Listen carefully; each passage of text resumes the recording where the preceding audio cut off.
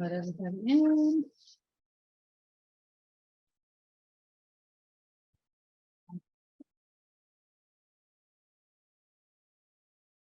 All right, good evening, everybody.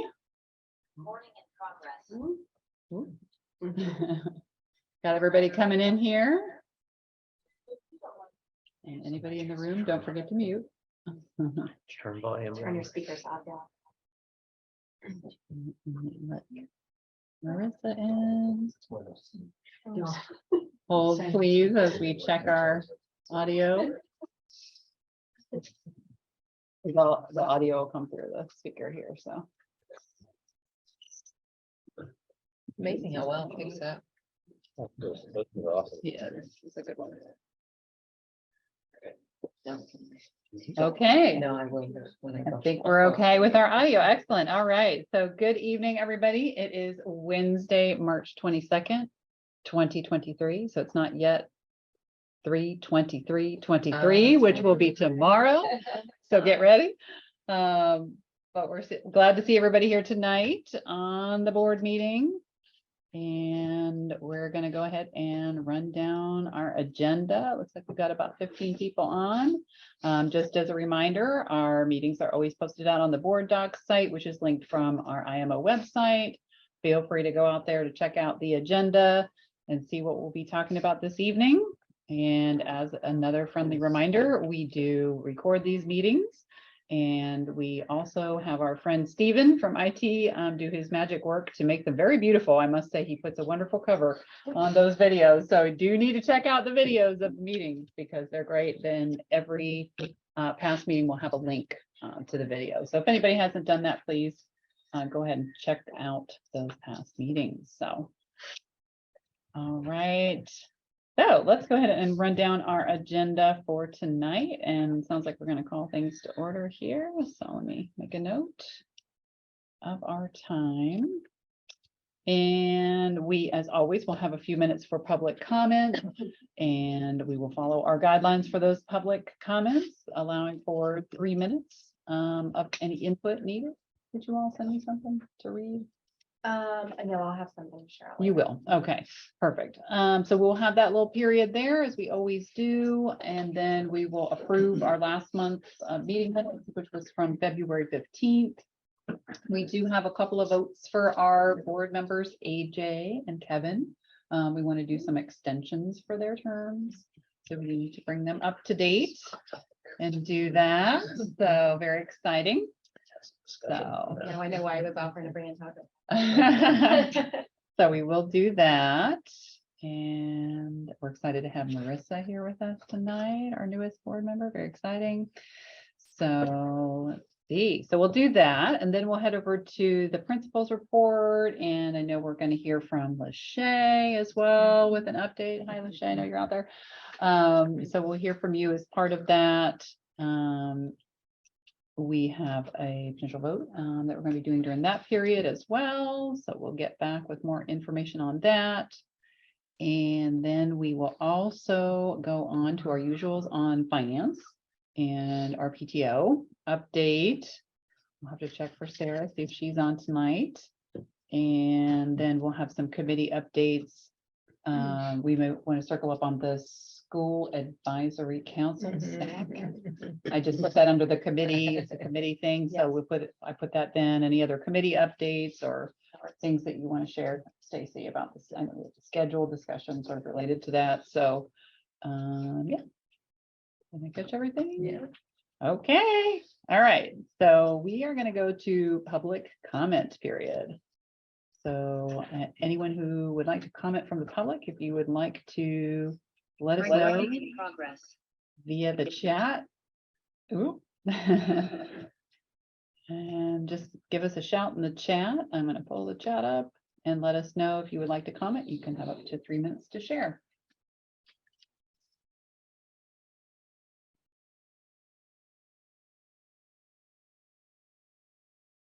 Cindy Manners. Hello, Cindy, who's here with us in the room. Hello, I'm assuming y'all can hear me, just speaking this way. I wanted to share that there is an upcoming discussion combining 7th grade through 10th or 12th grade. And I wanted to say from a registrar and guidance point of view, I think it's a great idea. I think getting secondary in and considering they'd all be coming to see me, I wanted to make sure you guys all knew that I was on board. I think it makes sense academically. I think it makes sense for our secondary families and students to understand our program from the start. And, you know, I get to welcome them in and then help them get out at the end. So I just think it makes sense.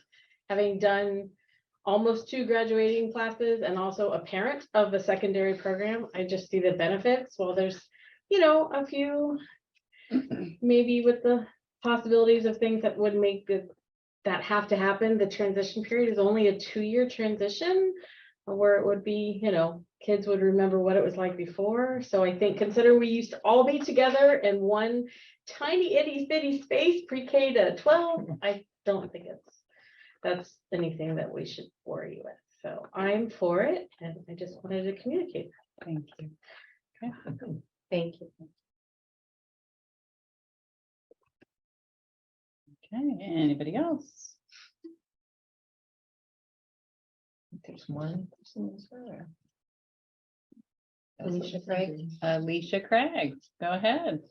Hey guys, so I just kind of wanted to jump on to what Cindy was saying there, having split this year and her going to the other school, and then me having the 7th and 8th graders on this campus as the registrar. I do agree that I think it would make the flow much easier for families, and then also for the staff really on the IMO campus for that combination to happen and then fall all under secondary as well. Thank you, Alicia.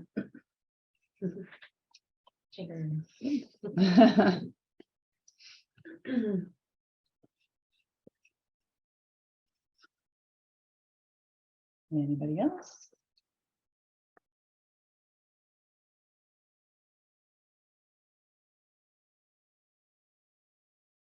All right, going once. Twice. All right, so thank you, public, for your comments. So we're gonna head over to the votes that we need to take on the board side. So we do need to go back and review those February 15th minutes. So please check your board docs. And how are they looking? Any feedback, questions, comments about the February 15th meeting minutes?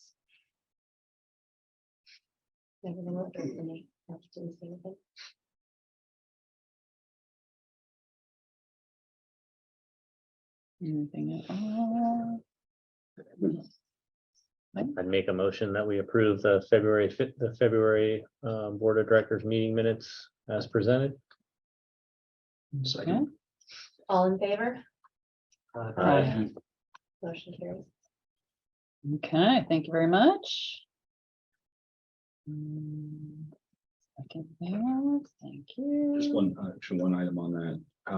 In the principal's report, are we going to talk about the pipe? Is that still the pipe issue? Yes, Okay. yeah, we'll talk about the Okay. construction, yes. Yeah, remember that? The pipe? I understood.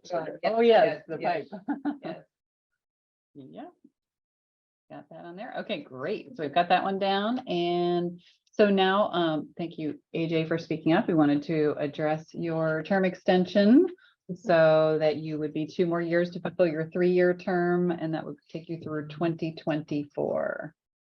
So I want to put that on the table. Any questions, comments, speeches from AJ? Airing of grievances. I'll make a motion to extend AJ's term. Second. Are you Thanks, willing? Bob. Willing and able to? Yes. Believe you, neighbor. Yes. All right. All in favor? Aye. Aye, Aye. thank you. Okay, woohoo. Thank you. So confident. Yay. Thank you for your service, continued service. All right, and on to Kevin. We have a vote for Kevin as well to extend, well, to move him into his next set of 3 years. You've been on Which this board for would- 3 years. Yes, yes. So he Came did in his 1 plus 2020. 2. Yeah. Yeah. So now he's at the point where we need to do another 3 years if he is so willing, and able to do that? Yes. Yeah. So, which would take him through March 2026. All right, and let's not say those numbers. I know. Yeah, Bill. I'll make a motion to extend Kevin's term. I'll second. All in favor? Aye. Any opposed? Motion carries. Yay. Thank you. We appreciate you. Happy to have you. So Yes, valued Real. members. Okay, so we're gonna head over to the principal's report. Okay, so as we know, the school board of Orange County approved our consolidation of moving our 2 charter contracts that we have right now into OCPS into one contract.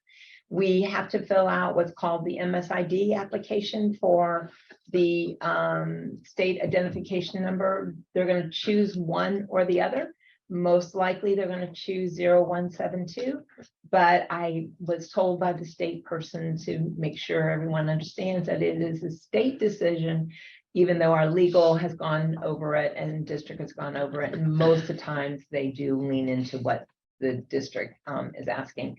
The reason why we like that, if they were to go ahead and let us use 0172, is because that's the organization in which we have the 15-year contract with the school district. And that's what the school district has approved, and that's what our legal counsel asked for as well. So, if they don't use that, then are we bound then by the 5-year? yeah, but I have a Approved. feeling we'll be able to have Melissa call them up and say, hey, are you sure? You know, because Okay. she doesn't understand what reasoning they would use to move the other way. So we have options if Yes, that's the I'm choice hoping. they make. I'm hoping, yes. Any questions about that? So then the construction update, thank you, AJ, for calling that out. I know, no, that's all right. No. It's something that's important. So one of the things that's happened that we had mentioned to you is that MAC Construction is the organization that had given us this very large bid for doing the open cut on Fuller's Cross, because we have to tie in that one pipe underneath Fuller's Cross for the drain work.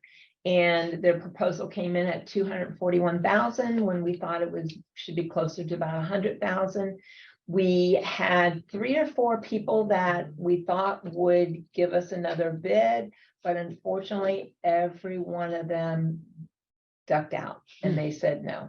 They just said it was too small of a job. They all confirmed that they felt like the price was too high, but they also didn't have the time or the ability to be able to do the work. So we have gone forward with MAC. We are hoping, based on what happened when they did the under drain, because when they did the under drain, they told us it was going to cost us 75,000. The work ended up only costing 36,000, which seems like maybe they're a little bit off on their quotes. So we're hoping that that comes back, you know, significantly with some savings. We won't know that until that work is complete. Right now, MAC was scheduled to complete all the asphalt up to Fuller's Cross over spring break, but W&J had not provided the upkeep on the grading that we needed for the road. So now they're going to schedule it for March 30th. So again, MAC will do all the asphalt up to that area. The only thing that they have to put in to do the cut is they have to put in the MOT for the traffic. How they're going to manage the traffic while they're doing the road work, and that's another separate permit. Should only take about 2 weeks, so they should have already submitted it in. Stacy always joins our building meetings when we have those tomorrow, and so we'll hear, has that permit actually gone in? And then I've been told that that permit doesn't take as long as the other permits, and it should only take 2 weeks.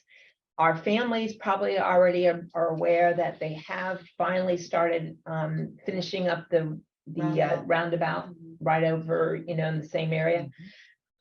That's handled by the city.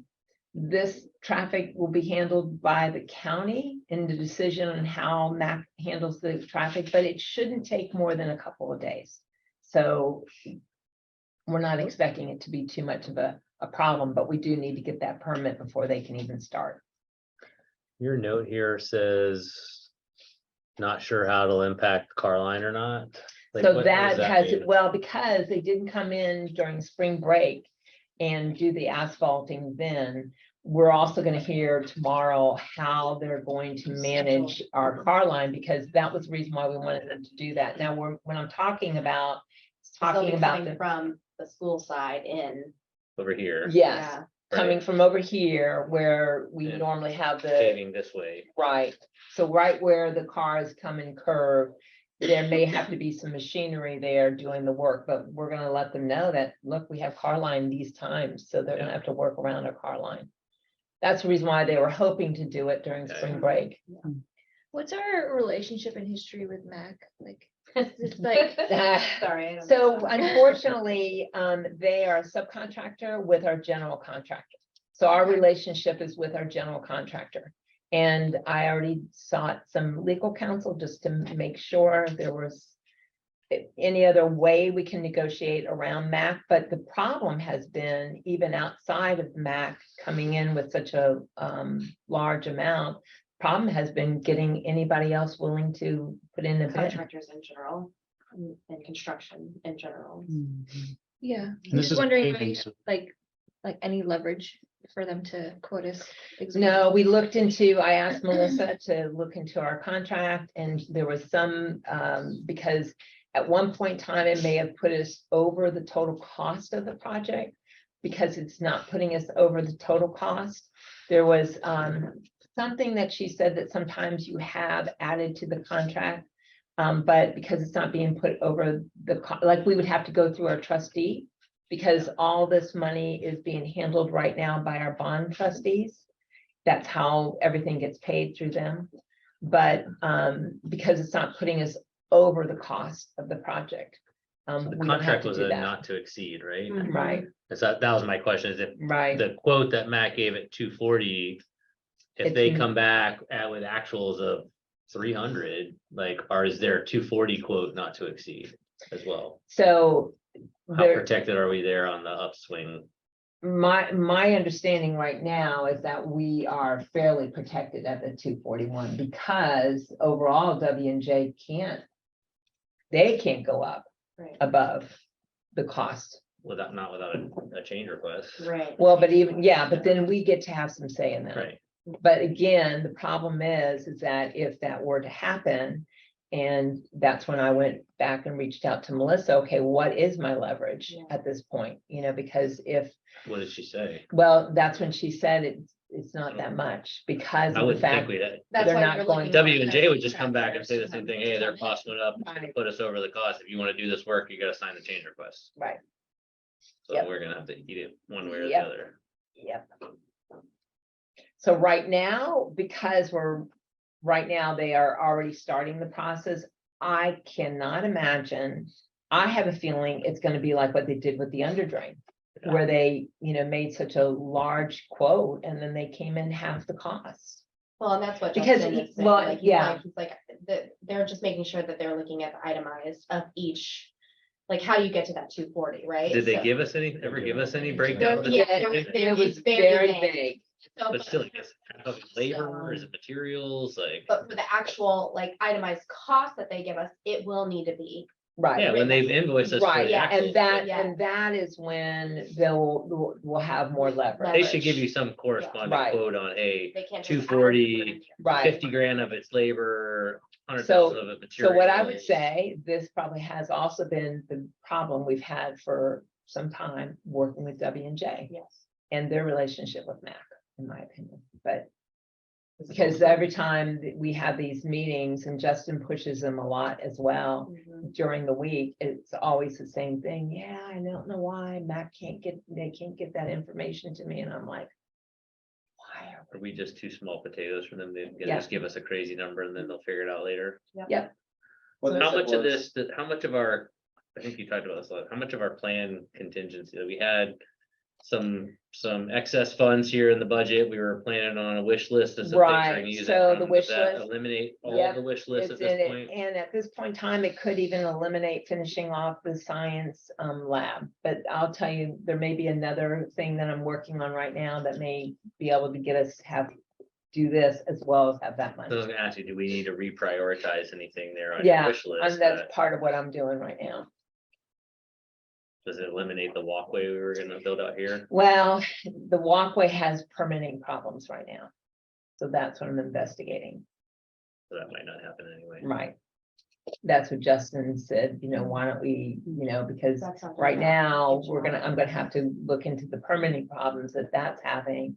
And at the same time, he said, within the month, we should know what max costs are by then. So that's what we're hoping. Yeah, and they kind of share too, like, the explanation as to why this number came in so high is MAC is building in a bunch of contingency on their end, Mhm. right? So all these what ifs, and so they have those costs covered if those things come up. And they're what ifing a very high MOT as well. Right, So that is something that hopefully we will see a smaller number come in and then that will reduce the entire price. And all of this goes hand in hand with everything we saw when we were trying to get the big building built, and I they're like, know. cost just tripled on us from last month. Right. So they're all bound to be operating with a high level of almost paranoia. well, and that's Their that's costs yeah. just go really crazy. basically what even these smaller vendors came in, basically they said, hey, we They're just can't. So we like just the can't do it right actuals now. will be lower, but I couldn't Right. promise to do it for Well, less and because even I'm at this really point bad. with Mac, because for instance, this part of the job was already, they had already bought the materials, they had already bought everything to get this part of the job. And so, because Justin at one point in time was thinking, well, let's just, subcontract that part out as well, but that didn't work out. So we're moving forward with them. We're moving forward with it.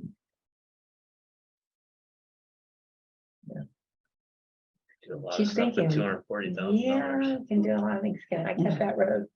Like, get some shovels. Those Get some grandparents parents with- shovels. There we go. I know, get some parents out there with Digging the shovels. dirt.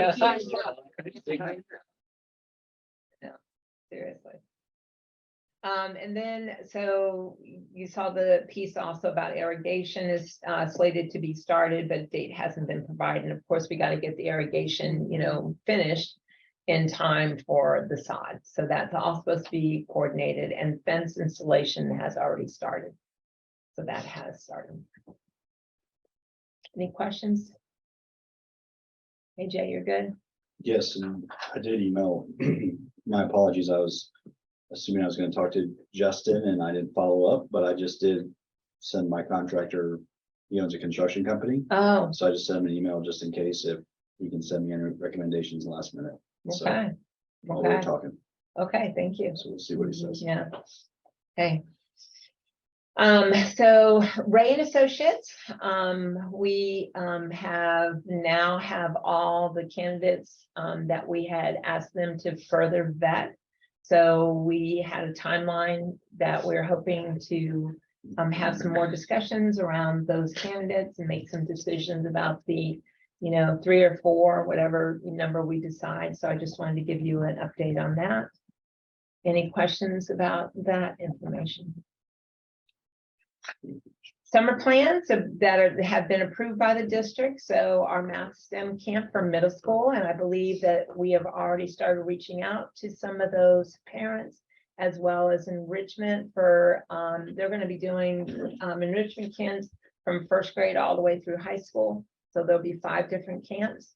And again, on both of those, we are trying to have priority on those that are on free and reduced lunch. And we do have academic bridge camps that both IMO and IMHS will be having, similar to what we had, which is why we won't have pre-COVID, when we had these other types of summer camps. We're still going to put those on hold right now because we'll have way too much going on. Any questions about that? So I have 2 more things remaining. We have the wonderful update from Lachey, and then we have the discussion that we want to have around bringing middle school over to IMHS in the 2024-2025 school year. What would you like to do? Would you like to have that discussion first, or would you like Lachey to go ahead and? Let's say let's shake our head. Okay, so Lachey is going, yay. So Lachey, I'm gonna go ahead and Get turn her it to bed over to earlier. you. Let's sleep. All righty, thank you. I'm glad that I got to be here via Zoom and can share an update with you all. Thank you for creating this space for APs to be able to begin sharing some updates, because it really gives us an opportunity to talk about, one, the reality that we're in, right, within our organization or within the pieces of our organization. And then also an opportunity to really talk about what it is that we're doing and things that we are excited to celebrate. And so in doing that, I just kind of want to ground us in this remembrance of who we are as a society, right? We are recovering from COVID still.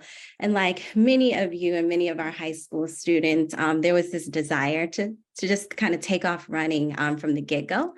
And we kind of had to remind ourselves that, you know, we really move at the speed of trust and the importance of building trust with our adolescents. And so I just kind of want to talk to you a little bit about what that has meant for us at high school. And so this year, one of the biggest areas of growth that I've seen in our students' ability is to take co-ownership of our school. So many of them have shown ownership through their engagement in their committee work, their desire to advocate for themselves and seek feedback on how to enhance their performance on their academic work, and have leaned into forging strong relationships with their teachers and peers, which has been really great to witness. So in doing so, we have a fabulous community garden that is in the works with chickens that are being raised by one of our students, which is awesome. As well as event planning committee is on their second dance for the year, Promise, coming up soon. And then we have our community day committee that has really been working actively to organize their peers around relationship building opportunities and communal responsibilities, as well as our student ambassadors who are spearheading our school tours that take place every other Tuesday. And just as a whole, we've also been working with our students and engaging in these conversations around what's working for you. What's working for you? What are some things that, you know, you are looking to enhance in our school? And so they've really been leaning into these conversations. And one of the conversations that we've been having, or that's been on the table with our students, as well as our teachers, but really our students have been leaning into it, is this conversation around student disengagement. Specifically around tech and the use of tech. I actually had a student come to my office, set up an interview with me to kind of get some feedback and ask questions around what does the use of tech look like in the Montessori environment at the secondary level, and how does that kind of impede on Montessori's philosophy around concentration. And so these are deep conversations that we are beginning to have with our students as well as our teachers and staff. In addition to that, we are looking at enhancing our restorative practices. I've been having conversations with students about tardiness and how, you know, we get their buy-in when it comes to the consequences that we are leveraging with them.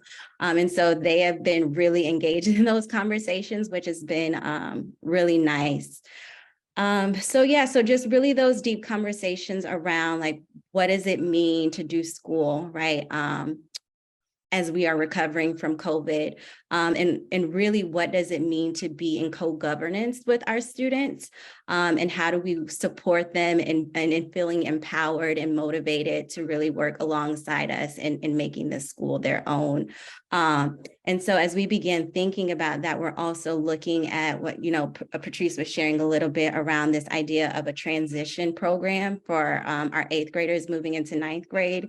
We know that that is extremely important that they have this smooth transition, because, you know, data tells us that students who tend to struggle in 9th grade are less likely to graduate.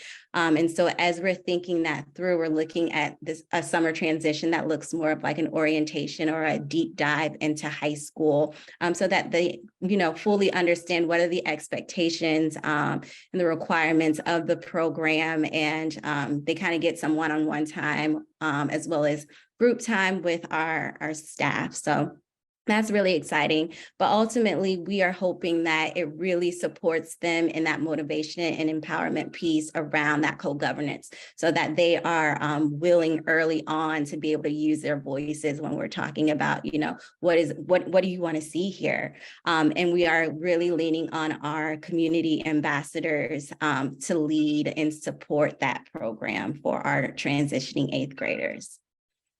So that's my update. Thank you. Any Lachey. questions from any of the board members? I mean, I would ask, Lachey, I'd love to hear from you if there was one thing that you could prioritize in terms of, an opportunity for that you guys could focus on for what could be better, right? Or, for area of improvement, where would that be?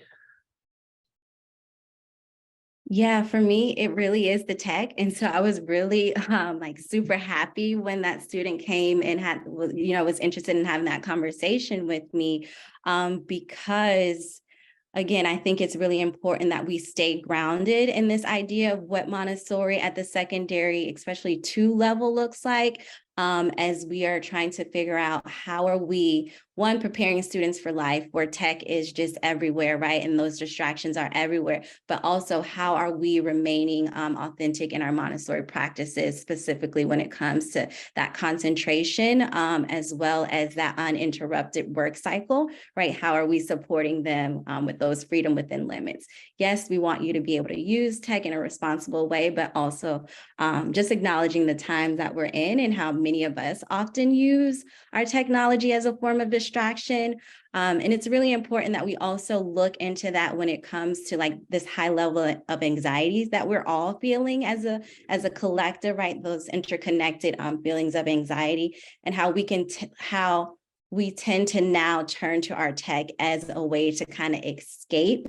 And so we want to make sure that we are working to, balance the realities of the situation that we're in. So for me, it would be tech.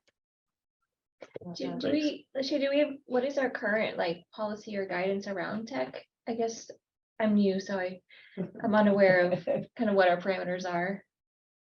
Yeah, so high school is very different from our K through 8. They are allowed to have their phones on them. They have their computers with them. We're one-on-one devices. And so really there is this open, space for tech to be accessible. Right now in the classrooms, for example, we ask that students aren't engaging on their phones or things of that sort when direct instruction is happening. And so teachers have this sign that they kind of turn over when it's appropriate to use tech. And so the students know, okay, it is an opportunity for me to pull out my laptop or pull out my phone and things of that sort. And that can happen at this time during a work cycle, right? And so really it is them trying to figure out as students, how are they managing their time between that focused work cycle and I want to go on my phone and text my friend. Okay. Sounds like a great opportunity to get a student committee going on them setting new parameters for themselves almost, right? Like that leadership piece on them. How do they set their own parameters? Is it a student committee that's setting those parameters and not the governing body, So I think that student has gotten off to the nice little start there, but we can maybe push them a little bit farther. I agree. Yes. Awesome. What is your biggest learning celebration that you've seen? What is when you're walking through classrooms, what is something that stuck with you recently when you've seen it and you're like, that is learning, that is something that we are proud of, that is at our root, that is making progress and students are working towards mastery? Yeah, I think again, it's for example, the example that I just shared with you, just that desire to step into that ownership, to want to learn more about what can we do as a whole, to be able to do school in a way that works for all of us in 2023. I think that that is really exciting for me personally to be able to see. And it's not just like that one student that's asking those questions. It is a lot of our students that's asking those questions, whether it's around how we do grading, again, whether it's around how we do tech, whether it's around like our RJ practices and the need for breaks and things of that sort. So we really have our students questioning things, which is what we want to prepare them for, right? For life, those critical thinking skills. And then in addition to that, this idea that we move at the pace of trust is really important, because I can see a huge shift between August through to December, from December into March, right? So there's that visibility, that trust has been built, and that they're, leaning into the relationships with their teachers and with admin and with one another, which is really fantastic, because that's really the foundation for our community. Thank you so much, Lachey.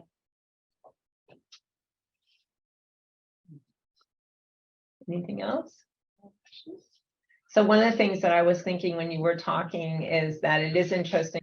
I had a chance to go to AMS over spring break, the American Montessori Society over spring break. And I know he hasn't had a chance to talk to you, but one of the big discussions that they did have at the secondary level was around technology. And believe it or not, Lachey, even though you and I have both said sometimes like, oh my gosh, let's just get rid of it, entirely, because of some of the things we've had to see bubble up. It's funny that Jared said he walked away from those conversations with other leaders at Montessori secondary schools that were actually ahead, and specifically ahead around teachers really having clear freedom within limits. Here is what the expectations are. So, and I know that you and Jared have worked really hard with the teachers in making that happen too. So just wanted to give a shout out to that. Yeah, we've certainly seen the vast majority of our students really feel secure in those guidelines,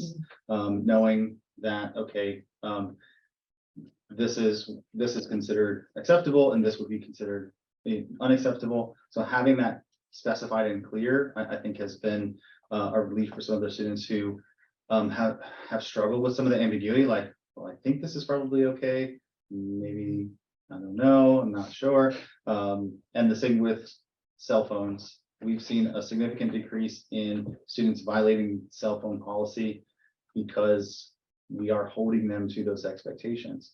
And those are not expectations that we just came up with of our own. Like, there was feedback and discussion with students about, like, well, when should you be allowed to use your cell phone? And there was a range of responses. But the consensus really was there should be times that are appropriate for us to use cell phones, and there should be times where to allow for concentration and focus and that sustained attention that's necessary for diving deep into this content that's really rigorous at the high school level. Okay, let's agree that that's what's best for all of us. And so it's really easy for us to enforce that, because we know that the vast majority of our students really agree with that and are not taking advantage or trying to circumvent those expectations. The other thing I was going to say, kind of in relation to what you're talking about too, and your question, Stacey, about the learning, one of the things that I continue to see that I'm really excited about is the students who are curious, right? So I see so many instances in classrooms of students asking like really thought-provoking and questions that really come from a place of curiosity. That's what we've been trying to foster all through the year and shift our students from consumers of their education to really owners of their learning and being curious and asking questions. I had a great conversation with a student today around feedback, and the student saying, I would like to get more consistent feedback from my teachers because yes, I have good grades and I appreciate that, but I always know that there's room for improvement, and if I'm not getting any feedback to say, hey, this is the small areas that need some tweaking, So it was really refreshing to hear somebody leading Sales into. growth I mindset. love it.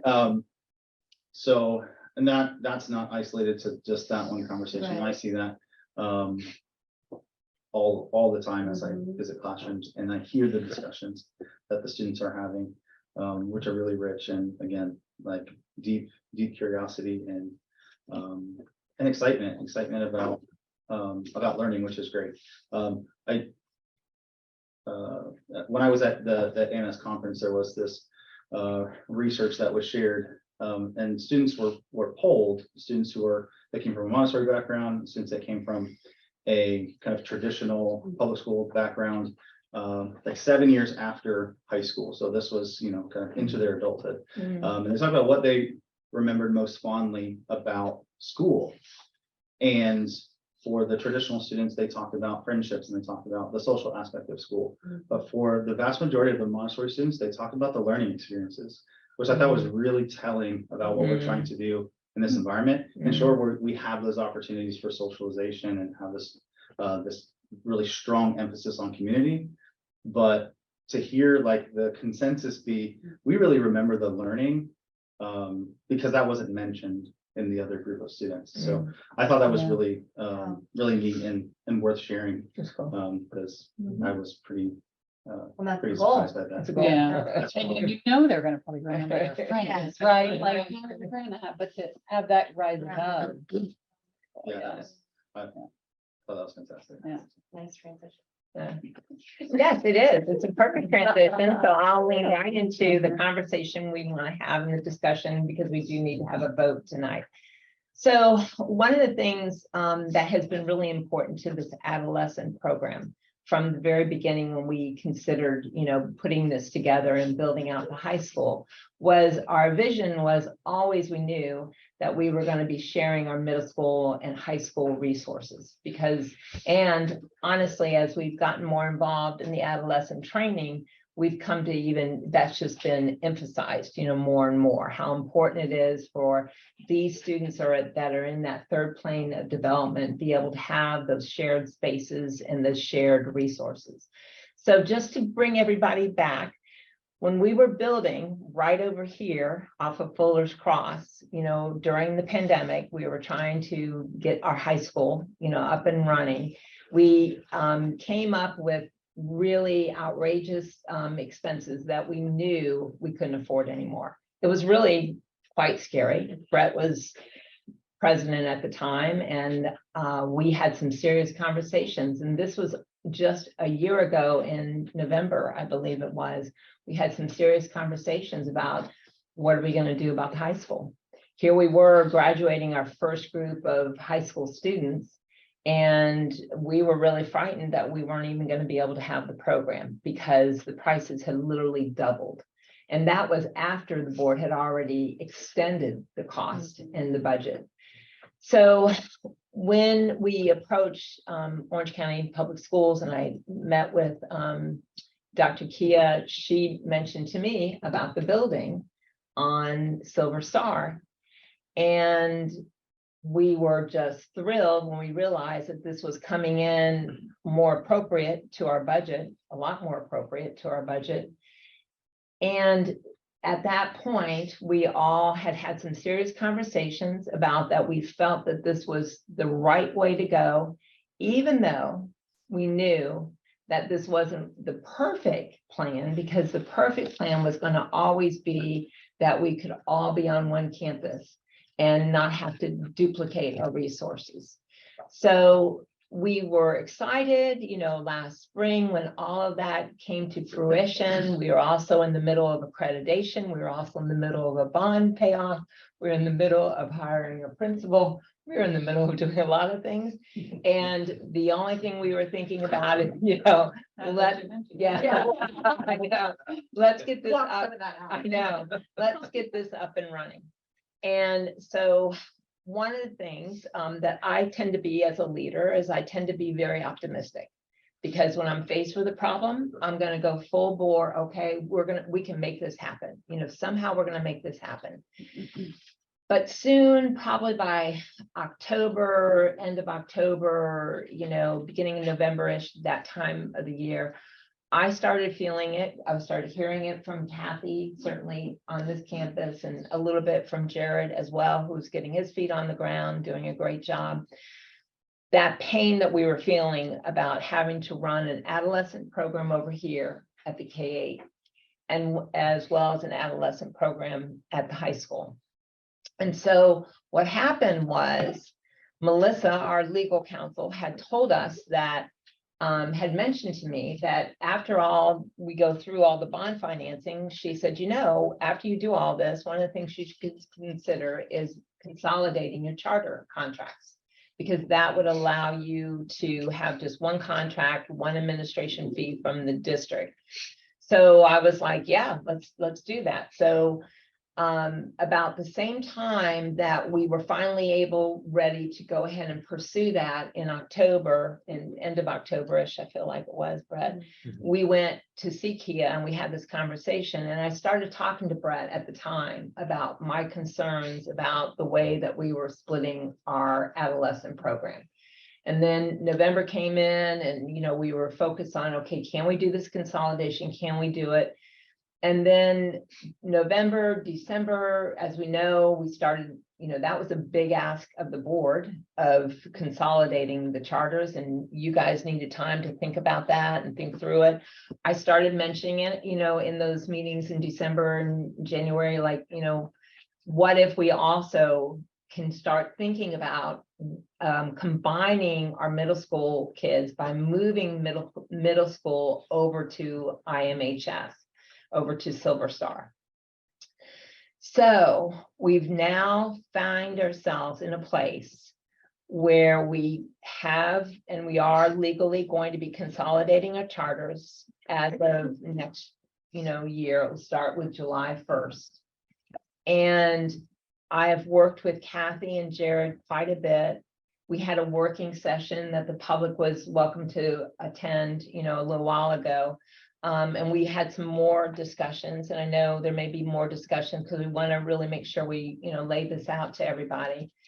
But we've come up with a plan that we've asked the board to consider, where not this year, there would not be any big changes this year, but next year and going forward, we would bring 7th and 8th graders over to IMHS.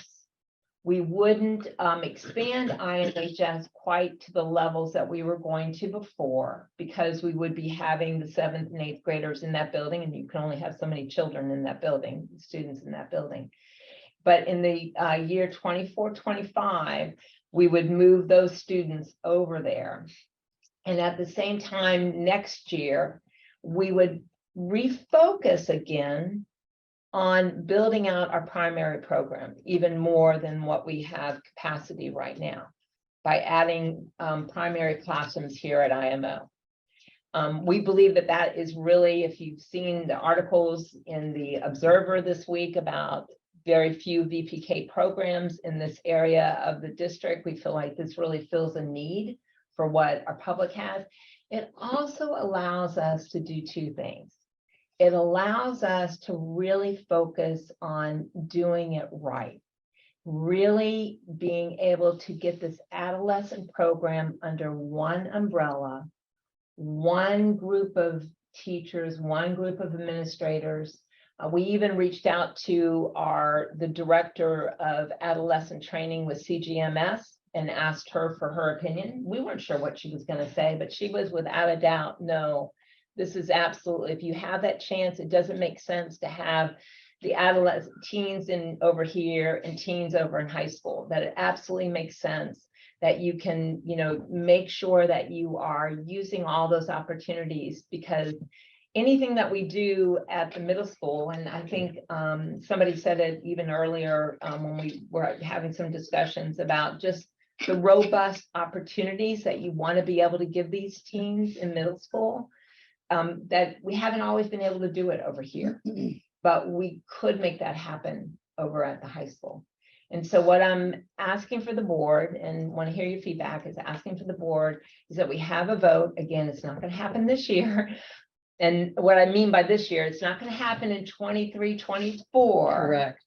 But it would Clarify. happen in 24, 425. 25. Yeah. It happened in 24, 25, where 7th and 8th grade students would move over to the high school. And we would have a full adolescent program at the high school. I may have missed something, but it's a lot. So I know you guys have questions and So we thoughts would, and- so we would be looking at really honing in on our adolescent program to create a robust and more stronger, unique environment for those students. Coming up from the roots of the Montessori through to that position, correct? Yes, that's correct. And I did receive an email from, I believe, all of the middle school team, yeah. And so they just wanted to reach out and let us know that they also see some benefits, and some of those benefits would include vertical alignment. Through proximity, we would see more authentic opportunities to partner with secondary 1 and 2 colleagues to plan curriculum, goals, and learning that more closely collaborate using shared resources. Efficiency of teaching resources, because many of us are specialized in our subjects. We are capable of teaching multiple grade levels, many 6-12, which could allow for some of our existing secondary teachers to also teach other grade levels like 7 and 8. Aligning Montessori tenets with reduced enrollments per grade level, our focus on independent student-centered learning would be more attainable. We share many common learning attributes such as Canvas as a learning management system, and opportunities for these such as service learning, college and job prep, and electives. So they just wanted to share their thoughts on that as well. So thank you, our middle school team. Can you just kind of give the specifics on what this would mean? I know we talked about moving Yeah. 6th or 7th and 8th graders to there, but just a little more color around what the changes would be at this Absolutely. campus, what that changes at the high school program in order to move those students Yep. there. And then, what that means in terms No, of 'cause that's enrollment important. situation, yeah. Right, so what this would mean is it would be a shift in what we've normally kind of communicated, which is, if once you're into the program, then you can be in all the way through, 12th grade. What this would be is we would be doing what some other, charter schools do. Which is I even, reached out to legal counsel just because I know that they're involved with a lot of other schools, and they said, no, this is not uncommon, that we would have a smaller group of 7th and 8th, 9th through 12th grade. So what that would mean is that, again, not this coming year, but the following year, there would be another lottery, internal lottery. There would be no need that we see at this time to have any outside people because we wouldn't have enough seats. So it would be an internal lottery that we would run so that we would have probably about 30% of those students not getting into the program. So there'd be about 70% of the students moving on to the program, depending on how many people leave during the year anyway, those numbers could change. And that kind of would shift it to not as, we wouldn't see it as much in the other grades as we would in that one grade. From 6th grade Because going we'd be into 7th taking grade. a current population of middle schoolers of 160 Right. students. Moving those grade levels to that campus means we have less space, so we'd have enrollment there, what, like 110? Yes, like about 110. So we go from a population of 160 middle schoolers to a population of 110 7th and 8th graders. You've got a high school population at that campus today of how many? About 160, But the future plan for that was going to be at 277 when it was built out. 288, 288. right, that's all right, that's all right. 288. We would then be scaling that back to About 210 210. to accommodate that 100 student population of middle schoolers there. So we'd still be in that 300 student population at that Right. campus, but that that reduction in volume of students there means we have about a 30% drop off in. And from sixth grade From going, sixth grade, going be to forcing seventh grade. a Right, a drop off there of about 30% from sixth to seventh grade. right, right. And then, you know, then it would stabilize, but there would always be a drop off between sixth and seventh grade, which again, it's gonna be a painful point, you know, for some people. I know that. I personally really believe, and you know, and this is something that Kathy and Jared and I have really talked a lot about, is when I'm thinking about the future of this school for the next 10 years, I really believe it's the path we always wanted to be on. Yep. You know, we always wanted to be sharing. But if we would have had Yeah, it on like- this campus, we wouldn't have had to eliminate Yeah, population, but we would have had the space we need. right. But unfortunately, we Yeah, couldn't build Just that have the space. space constraint at the new one. So when we Right. take the 160 students that we had in classrooms here, that allows you to then expand primary, lower L, upper L. And what's lower the- L it will would be- stay, lower L will stay the same in not this year, but, and then I think it's actually in, yeah, 24, 25, that we would be able to expand to upper L.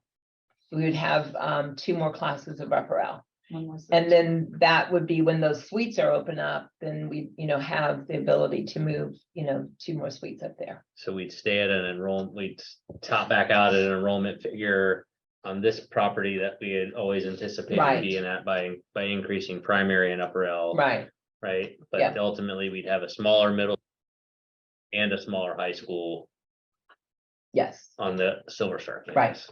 allowing us to not duplicate resources, but really consolidate our resources for those From a programs. student number count, I know we throughout the decade I've been around crunching numbers. Then we always run our schedules out for here's what it's gonna be in 7 years, and I feel like every 2 years we tweak those.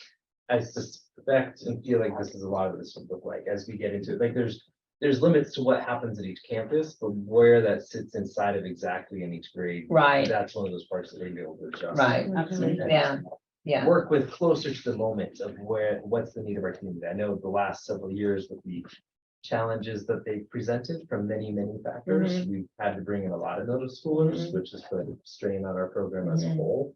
And in that case, this program would actually be beneficial because we would have less Right. at that middle school level.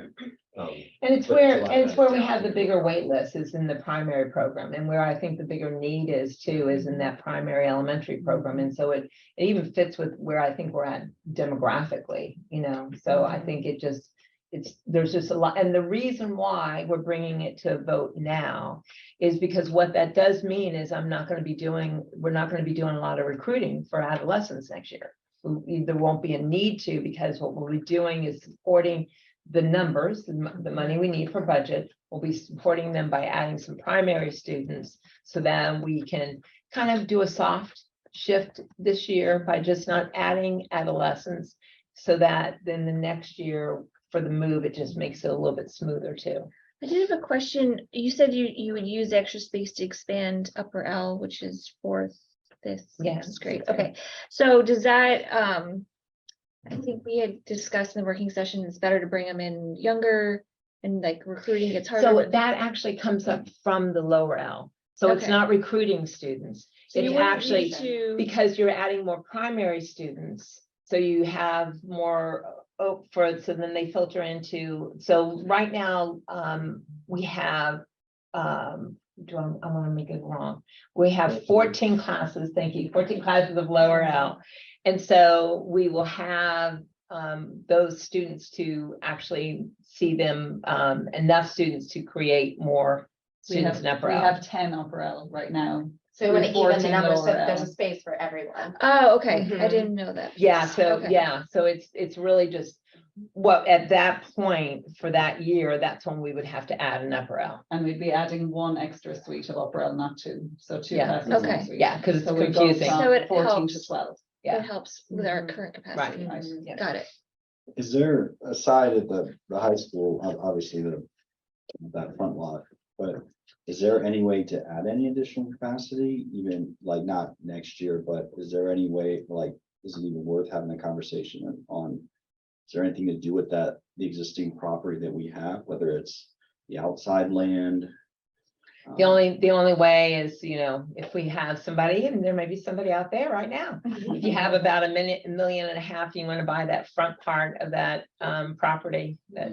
But nothing even in the back. Yeah, No. there's only enough for like PE right now and for. Yeah, if You we're wouldn't going take in- that space lunch, away. You yeah. couldn't put portables back Yeah, there. no. I think it would significantly limit the space there. Yeah. And it would totally change the feel of that. And, Yeah. you know, what we're trying to accomplish in that space. So, I mean, that would be, I think, an absolute worst case scenario situation. And it doesn't seem feasible just based on the amount of space that we have. It seems really big, but once you put one portable out there, you realize, okay, Yeah. those portable classrooms take up a lot of space. Yeah. Well, we have to come back to the, you know, the goal and the mission at hand, right? Which is to produce a quality, high-performing Montessori program. Mhm. And so just pulling students in and adding them in is not going to create that program. When we pull them through the roots of the tree, of the Montessori tree, all the way out, that's when we're going to get that strong, rich program that's going to come about. And I think that moving them in that direction, right? And not adding just for the sake of adding and having them come through more organically is really looking to continue to build upon our mission. Yeah. I think there may always exist opportunities for a certain number of students to come from outside of the Innovation Montessori organization into the program at every level. But what we have seen this year through a really large influx, both in middle school and high school, of adolescents into the program who don't have any Montessori experience, it's taken us a significant amount of time, energy, and effort to really acculturate those students to our programs. And along the way, we've seen how that's impacting not just those new students, but also the rest of the community too. And we've made great strides. I mean, I think Lachey hit the nail on the head with the progress that we've made, and I can speak for the high school. But that's been so intentional, like that's been our purposeful work that we've been doing since day one of school. And so I'm just thinking, imagine how much more we would be able to accomplish if we didn't have to put our efforts into that so much, and we could, you know, expend those efforts in other ways. Well, talking So I about think that would be expending helpful. effort, I think that was part of the discussion along the way as well, was Yeah. just best use of resources and where are we devoting our attention? And there's a lot here right now, and there's a lot that you're doing, Kathy, right? Right. And, you know, we're talking about maybe making a shift where, Jared, you would have more, you know, involvement even starting next year, Right. and getting more Yep. acclimated to middle school. Right. And then that really just balances again from an overall support perspective and a structure perspective, that we're adequately set up for success for both campuses. So,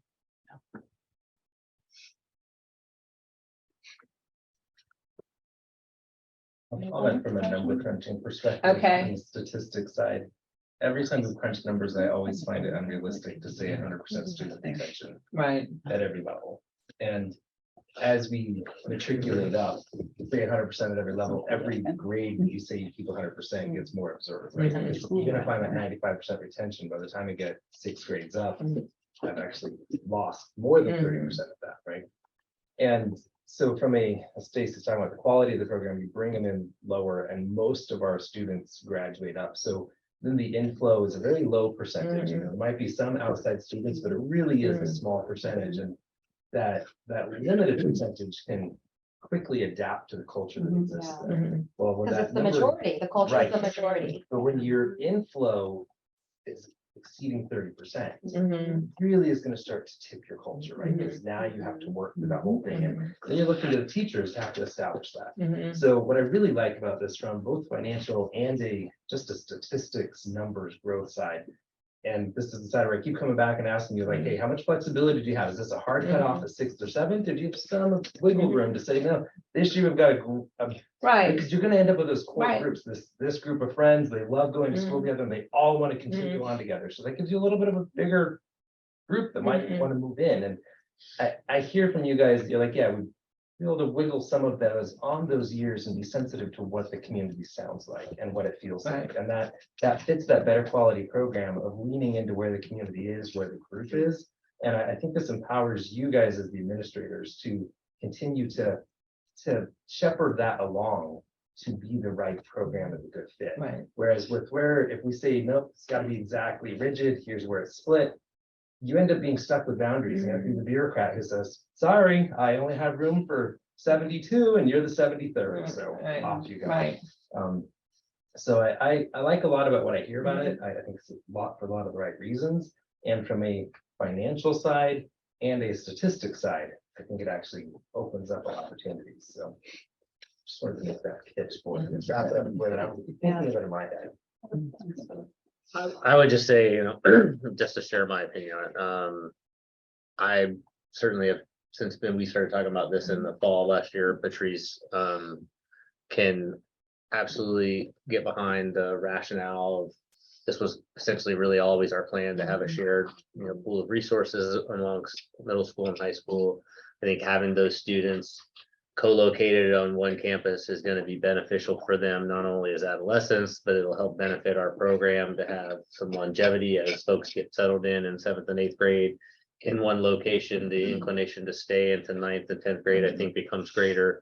So I think they're all the right reasons for us to do this. The obvious just one hurdle I've had is you know, getting into it creates a situation now where, to your point, Philip, there's going to be some students that get impacted by this that are moving from 6th grade that may not have the opportunity to stay with us any longer. And that's the big hurdle that I've asked lots of questions, wanted to see lots of numbers and just really make sure that in my heart of hearts that it's the right thing for us to do, because I know there's going to be some families and students out there to get impacted and it's going to be a negative thing. But I think in the long-term vision of the school and the program that we want to create, and if I kind of go back to some tenets we've had as a board that says, is this in the best interest of our students and community? I'd say yes. If I think this is in the best, you know, obviously let's create the best financial situation for us as an organization. Yes. I think it aligns with our philosophy to create the best public Montessori program that we can. And so I think we can do that by doing that. I would just ask a couple things that say, if we go to do this, that we can clearly lay out to our community what the change is. Going to be a lot of change management. We're going to be just cognizant of the change and what that lottery and enrollment policy is going to look like and what that means to folks. And to your point, this won't take effect for another 12 months. That's right. So we've got a lot of times for folks to absorb the change, make some plans if they so choose to make some plans. But I would just ask you guys to make sure you put all the thought and energy into the change management of this that you can, and work with our community to make sure that it's successful. Absolutely. Totally agree. I think that's very proactive piece, right? We do have roughly a year and a half Right. almost. So I think that it does give you the time to prepare that and to set the structure in place and to balance the load. So I think that's a huge positive as well. All right. Any further discussion, or shall we take a vote? And then how do we word the vote? Kevin, we always look to you. I think right now we'd be directing the staff to adjust enrollment and hiring to provide the ability to move the middle school students in 7th and 8th grade, starting with the 24-25 school year. Until we get closer, there's nothing else actually happening. We're just Right, got it, making sure that our staffing is prepared and that our gotcha. enrollment and populations at each grade level are prepared to do that. You're always so good at this. Thank you for joining me. That's very good. So we're making a motion to direct.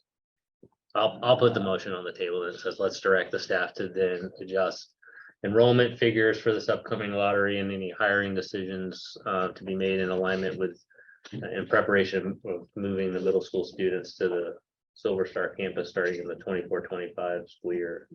I'd also throw in there that says we plan for the change management aspects of that. Absolutely. A lot of change, graduate classes unchanged. Yeah. It's a big one.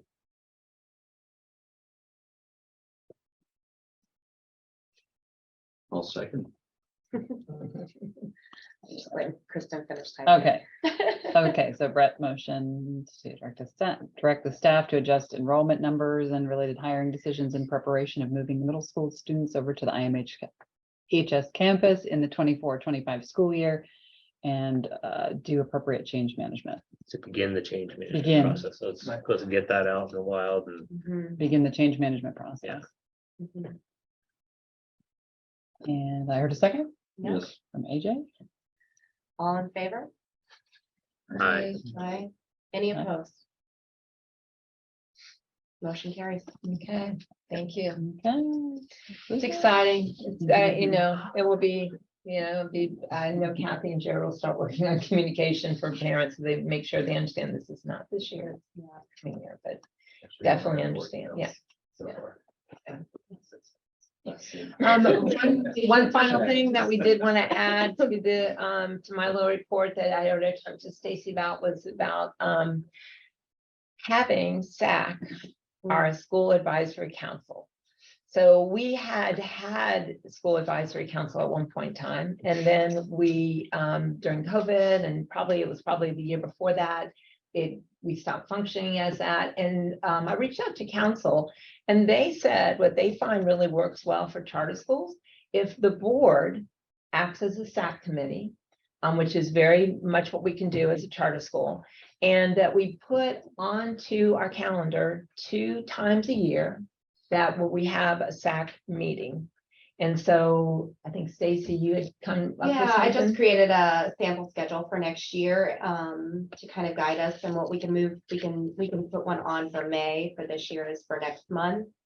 I think that we should also include in those meetings a teacher representative from each level. I think that would be helpful, and then a parent representative, and that could absolutely be PTO president if you know, Sarah is willing to do that, or maybe vice president for PTO, because that's an elected position, and that's one of the things that the SAC does look for, is it to be a person elected from the peers in those groups.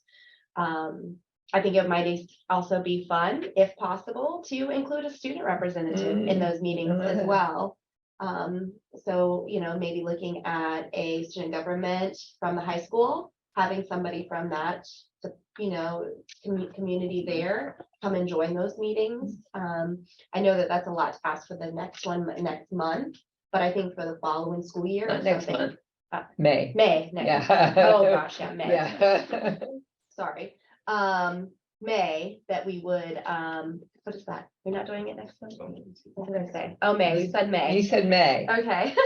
And the only reason why we also, just so you know, remember, we did have that discussion about like, should we do it after we get scores in? Well, on But my. then it's on my hard to people, get people, you know, Put it in there, right, I put on there Yeah. for the July and the October one. Right. So, we could do one in May just to kick it off a little bit and then Yeah. talk about, you know, what it would look like in July. What is the mission of this? Yeah. The history of school advisory council and the way back when was to help build out the school I just put out improvement 3. plan for the school. And what happened though, what made the school advisory council kind of cumbersome right now is because with the accountability in school grade, everything got moved to the summer.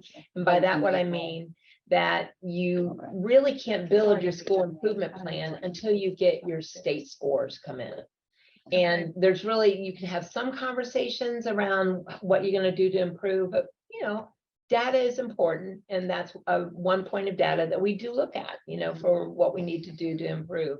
And so what happened is when that got moved, that became so important to do that those scores don't come until June, but they want you to write your plan and have it submitted by September.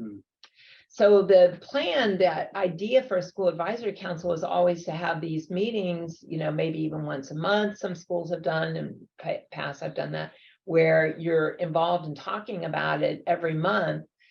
But the reality is the work is done between you get those scores and the principals get together with their teams and write the school improvement plan. Mhm. It's a way So- to bring the community, to bring others in the Yeah. community involved in To that give process. them an Right. opportunity for input on that school improvement plan and recommendations. So he was suggesting, so that's when he suggested, well, why don't you do it through the board? And then that way, and I like your suggestion for, bringing in other people to the table and with that as well. Yeah, and it just pulls in more of the community, and that's at the heart of the SAC committee, that's what it is, Yeah. so. Would we be able to stand up a SAC committee without having the board be the ones responsible for that?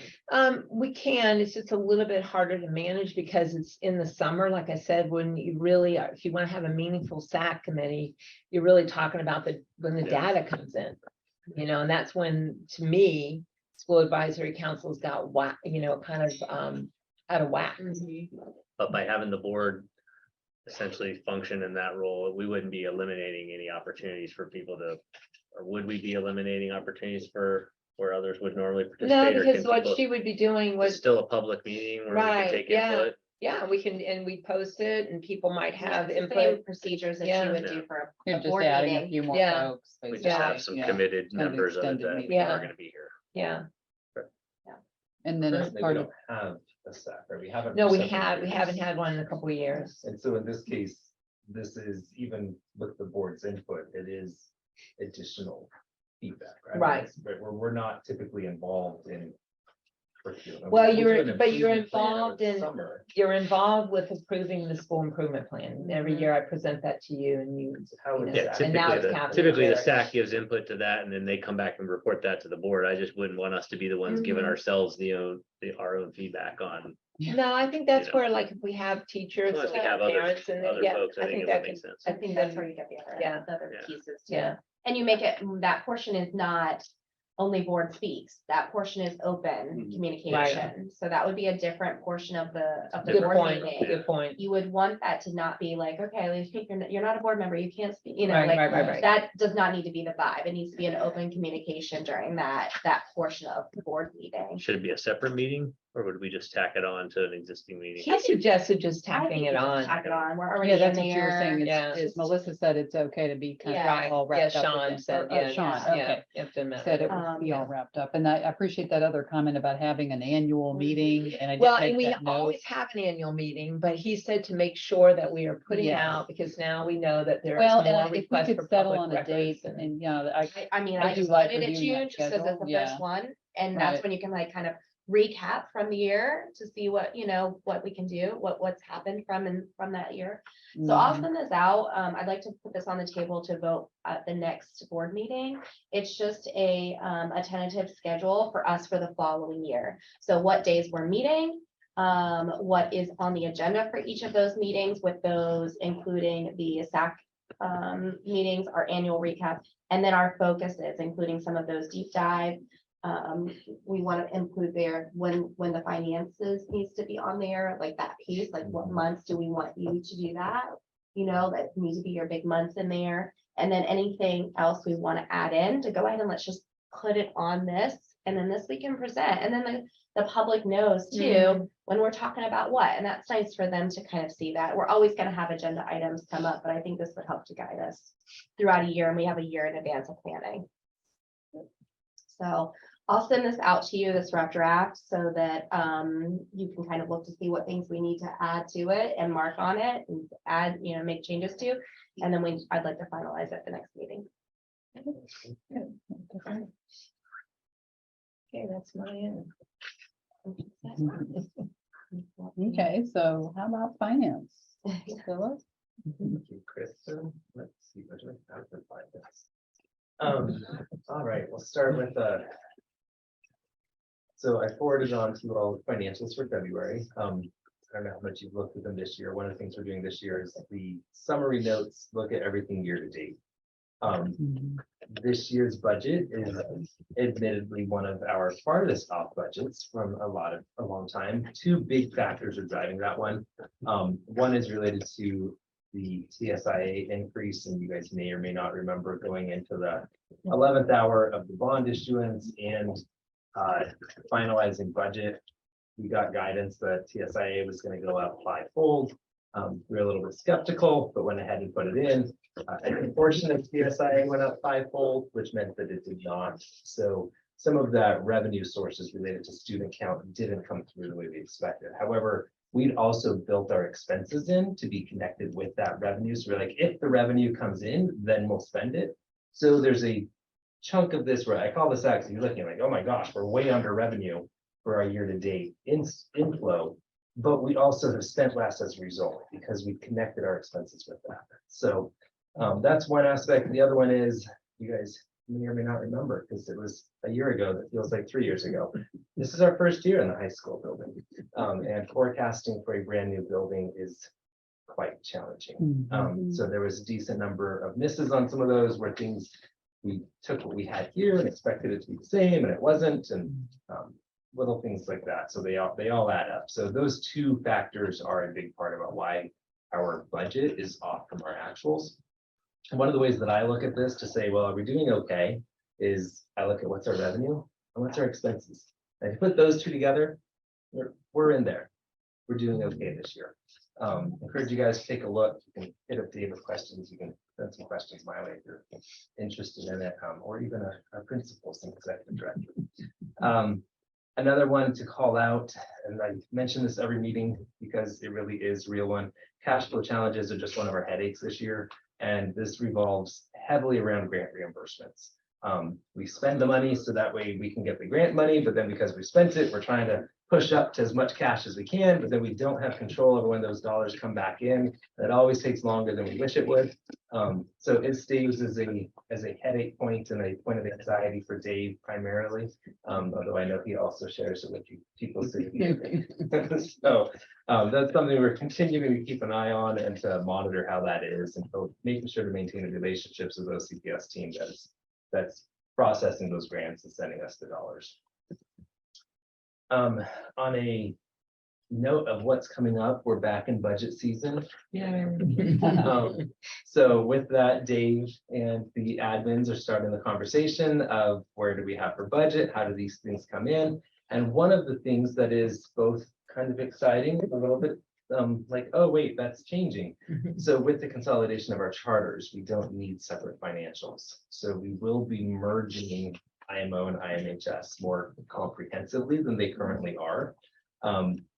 Just starting conversations on what does that look like, break it out. We know there's some things that we want to see separately, but we don't necessarily need to see everything separately. Like Patrice's position or Dave's position, does it really matter how we extrapolate this out to IMO versus IMHS? They're great examples of not really. But when we come into things like individual teachers or classrooms or supplies, we probably want to keep a tab on which campus is spending what. So just want to give you a heads up on that. If any of you have strong feelings one way or another, now's your opportunity to start sharing some of that back. But I know everyone will want to see portions of it, but we won't necessarily see everything split out completely.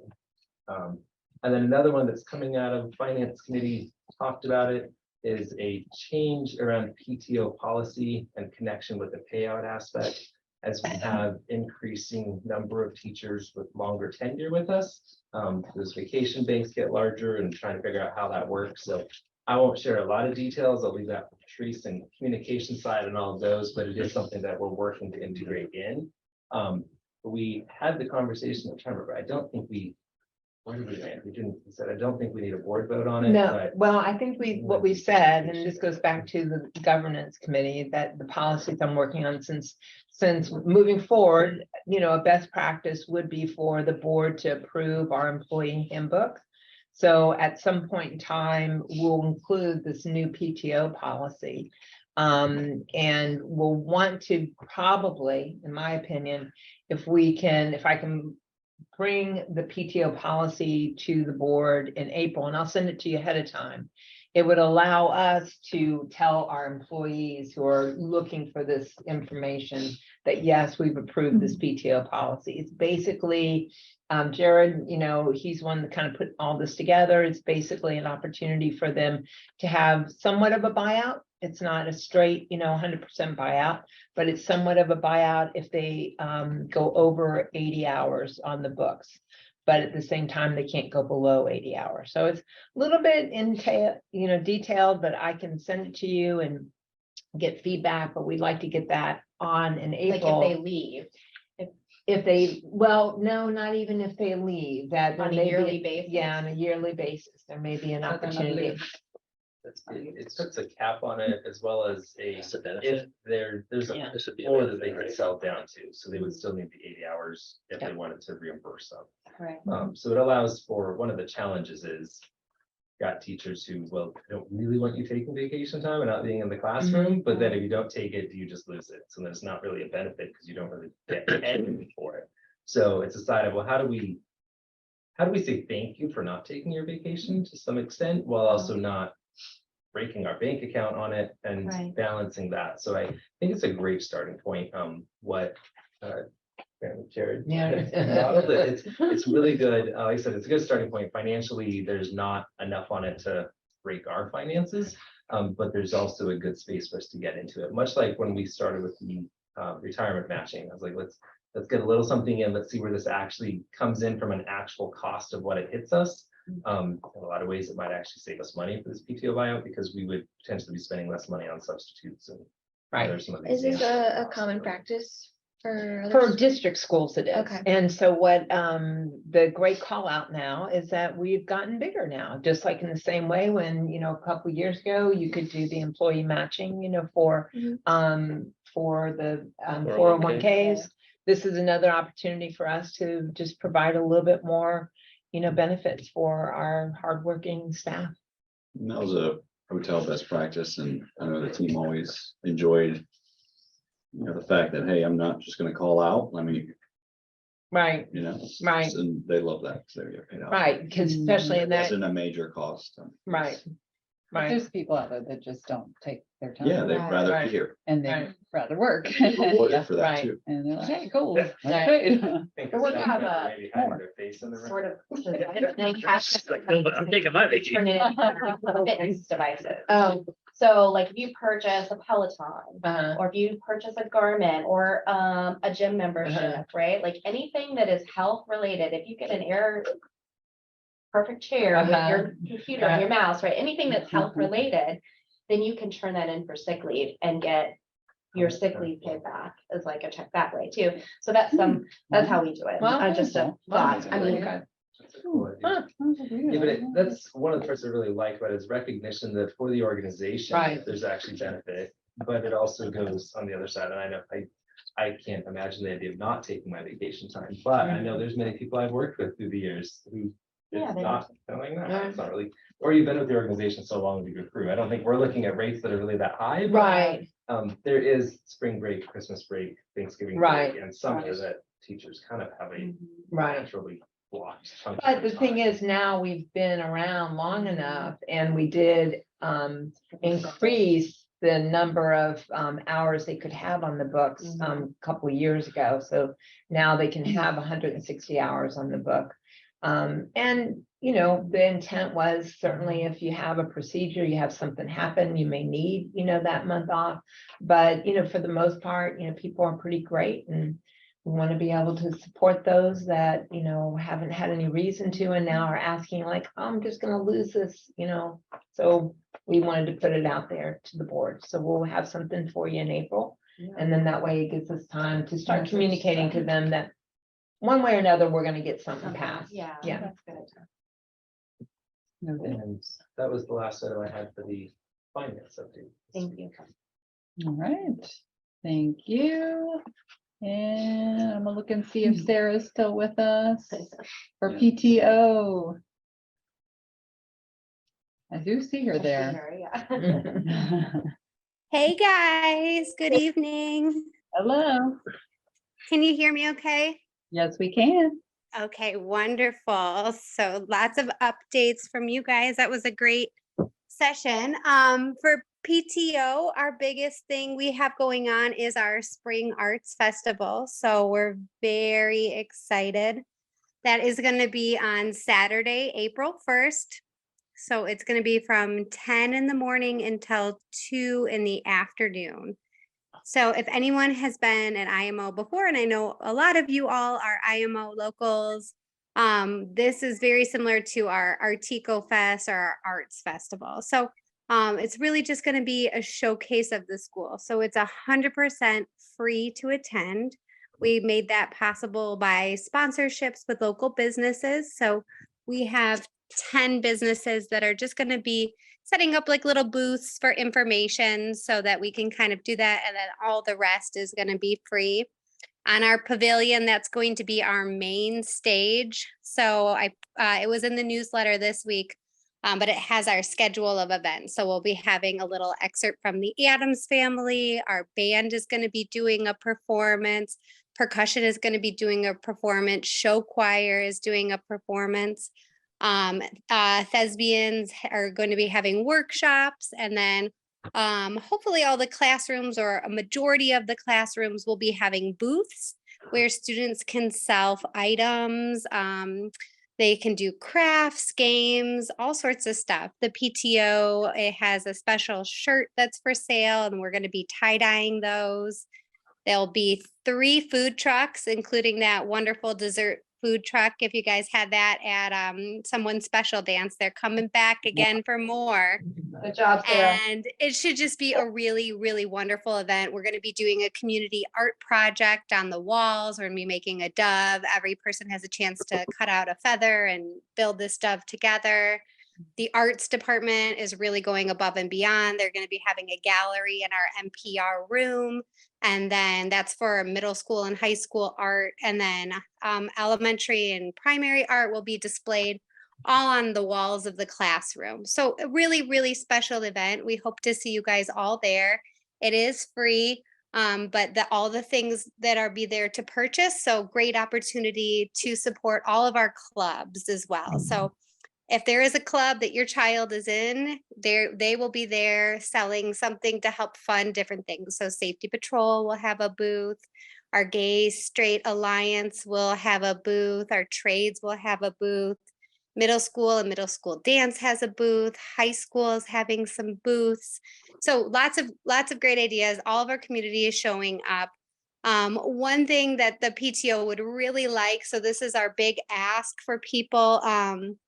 If you have shade tents, like those beach pop-up tents, we could really use some more. We have signups on Parent Square, just because it's going to be hot. It's April and 10 to 2. That's a long time in the sun. So we don't really have the budget to rent a ton of tents. So if you have some we could borrow, that would be really good. We're going to be using the tables from our base, our MPR room as kind of the tables for each of these booths. So I think it'll be really, really great. We have a DJ to play in the meantime and all sorts of wonderful events. So that's our big, big update. And then coming up in April, the other thing that we're going to be doing is our Spring Family Book Fair night. So we're going to be collaborating with Book Fair, and that will be on Earth Day, which is Saturday, April 22nd.